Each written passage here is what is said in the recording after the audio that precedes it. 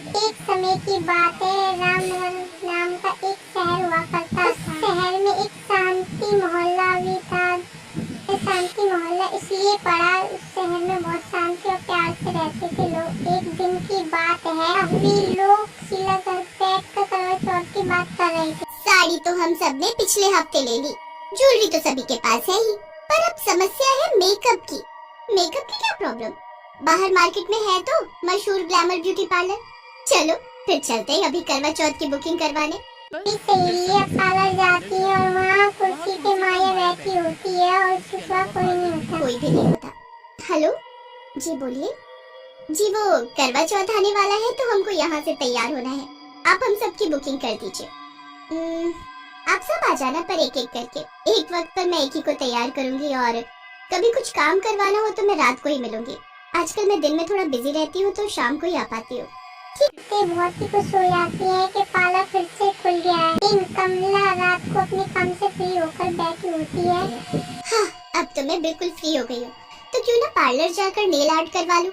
4 दिन बाद करवा चौथ है, तब तो टाइम ही नहीं मिलेगा। यही सोचकर पार्लर चली जाती है। माया बहुत ही सुंदर उसकी नेल आर्ट करती है। ये देखकर कमला बहुत पार्लर से बाहर निकलती है। माया एक चुड़ैल में बदल जाती है। अब देखना तेरे साथ क्या होगा। बड़ा शौक है ना सुंदर बनने का। अगले दिन कमला सोकर उठती है। बहुत लंबी होती है, ये देखकर वो बहुत डर जाती है। ये कैसे हो सकता है?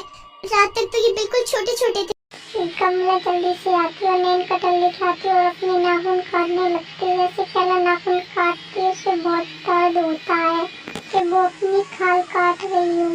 उसके सारे नेल ऐसे दर्द करते हैं। अब कमला घर में चुपके बैठ जाती है ताकि उसका कोई मजाक ना बनाए।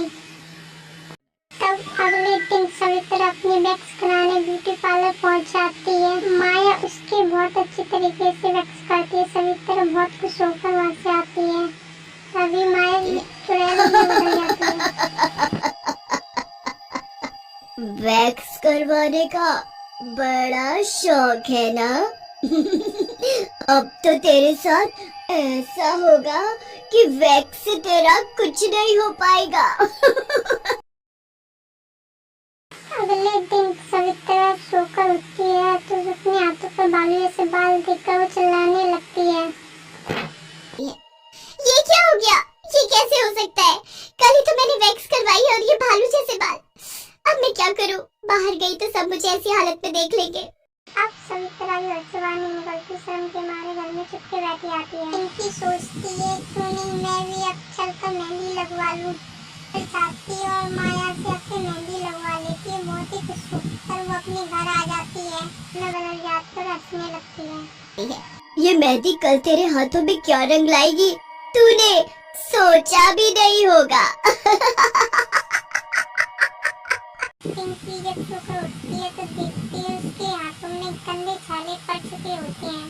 भयंकर खुजली होने लगती है। छालों की वजह से वो खुजा नहीं पाती है और डॉक्टर की तरफ भागने लगती है। बस करवा चौथ का आखिरी दिन बचा होता है। शीला सोचती है कि मैं ब्यूटी पार्लर जाकर फेशियल करा लिया। अभी वो ब्यूटी पार्लर आ जाती है। हेलो माया, मेरा अच्छा सा फेशियल कर दो जिससे मेरा चेहरा चमक उठे। हाँ, क्यों नहीं। माया शीला का फेशियल करने लगती है और माया मैदान एकदम सीधे जाते हुए देखती है ब्यूटी पार्लर में कोई शीशा नहीं होता। अरे पार्लर में एक भी शीशा नहीं है। पार्लर में तो शीशा जरूर होता है। हाँ जी, वो टूट गया था तो मैंने बनने दे रखा है। अच्छा ठीक है। माया फेशियल करती है और फेशियल करने के बाद शीला को अपना चेहरा देखना होता है। कोई छोटा शीशा हो तो वही दे दो, मुझे शक्ल देखनी है। देखो मैं अब बहुत थक गई हूँ, मुझे भी घर जाना है तो घर जाकर देखना। माया का ये बर्ताव बिल्कुल अच्छा नहीं लगता। वो बहाने से माया को पानी लेने के लिए भेज देती है। माया पानी लेने जाती है। शीला अपने फोन का कैमरा खोल के चेहरा देखने लगती है और 2-3 सेल्फी भी ले लेती है। मेरा चेहरा तो सच में चमक गया। चलो अब मैं कल आऊंगी। शीला अपने घर आ जाती है और माया चुड़ैल में बदल जाती है। अब आएगा मजा जब तेरी शक्ल कल देखने लायक ही नहीं होगी। अपने घर जाकर आराम से अपनी सेल्फी भी देखने लगती है और उसमें कुछ अजीब सा दिखने लगता है। वो जूम करके देखती है तो उसके पीछे डरावनी चुड़ैल खड़ी होती है, ये पानी गिलास उसने माया से मंगाया था। ये क्या है? ये कैसे हो सकता है? पार्लर में तो मेरे सिवा कोई भी नहीं था, फिर ये चुड़ैल वो भी पानी का गिलास लेकर। ओ ओ ओ हो, अब समझी। पानी का गिलास तो मेरे लिए माया लाई थी। ये सब क्या चक्कर है? मतलब माया कोई इंसान नहीं बल्कि कोई चुड़ैल है। हे भगवान, अब मैं समझी कि उसका पार्लर रात को ही क्यों खुलता है।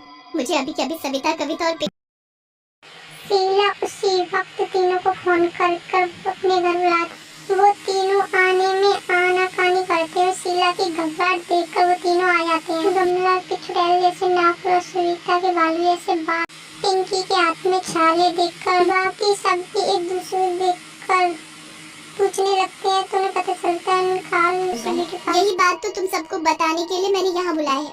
ये देखो मेरे फोन में फोटो, मैं भी उस पार्लर में गई थी। मैंने वहाँ अपना फेशियल करवाया, पर शक्ल देखने के लिए वहाँ शीशा ही नहीं था, तो मैंने फोन में शक्ल देखी और लगे हाथ 2-3 सेल्फी भी ले ली। फिर जब घर आकर मैं अपनी सेल्फी देखने लगी तो मुझे उसमें अपने पीछे एक चुड़ैल दिखी। मैंने तो माया से पानी मंगवाया था और मेरे पीछे उस वक्त माया ही खड़ी थी। तो बताओ ये चुड़ैल कैसे बन गई? मतलब माया एक चुड़ैल है। चुड़ैल का असली रूप शीशे में दिख जाता है, इसलिए उसने अपने पार्लर में शीशा ही नहीं लगा रखा और वो तभी रात को पार्लर खोलती है। अब हम क्या करेंगे? उस चुड़ैल ने हमारी ये हालत कर दी है। क्या मैं जिंदगी भर इन भालू जैसे बालों के साथ रहूंगी? नहीं, हम जरूर कुछ करेंगे। एक काम करते हैं, हम माया के घर जाते हैं। आखिर माया को भी तो पता चले कि उसके पार्लर में उसकी जगह कोई चुड़ैल बैठी है। मुझे उसका बस वो चारों उसके घर जाते हैं तो वहाँ उसकी माया की माँ मिलती है। माया की माँ से पता चलता है कि माया 2 महीने पहले मर चुकी है। मतलब वो चुड़ैल माया ही है। हम तो ये सोच रहे थे कि वो माया का भेष बदल कर वहाँ पार्लर चला रही है, पर ऐसा क्यों कर रही है? वो तो बहुत अच्छी थी।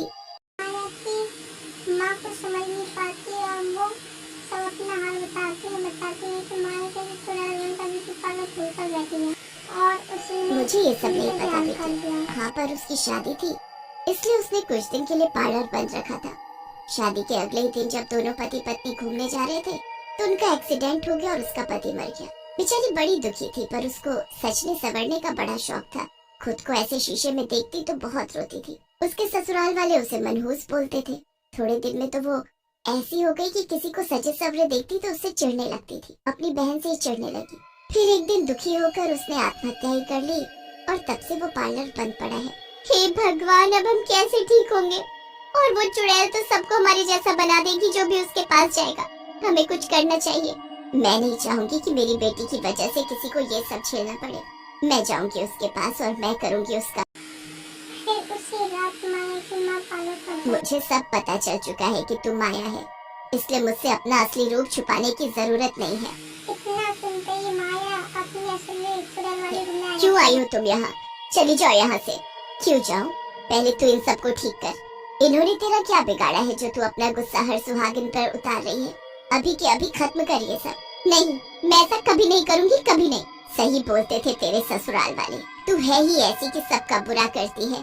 और जब ये बात मैं उनको बताऊंगी कि तू मरने के बाद क्या कर रही है तो और कोसेंगे तुझे। मैंने अपने पति को नहीं मारा था, लेकिन अभी तो तू लोगों को मौत जैसी सजा ही दे रही है ना, वो भी बिना वजह। जैसे तू ये सब नहीं झेल पाई और आत्महत्या कर ली, वैसे ये सब भी कर सकती है ना। जब इनका लोग मजाक बनाएंगे तब तू ही होगी इनकी मौत की जिम्मेदार, जैसे अपने पति की है। नहीं नहीं नहीं, मत बोलो ऐसा मुझे। बोलूंगी, हमेशा बोलूंगी, सब कुछ चीख चीख कर बताऊंगी। नहीं नहीं, मैं सब कुछ ठीक कर दूंगी। जीते जी मैंने यही सब सहा है, मुझे मरने के बाद भी सुकून नहीं मिल पाया, तो अब तो मेरे पास कोई रास्ता भी नहीं है। चुड़ैल सब कुछ ठीक कर देती है। शीला कविता सब पहले ऐसे हो जाते हैं। चुड़ैल वहाँ से चली जाती है और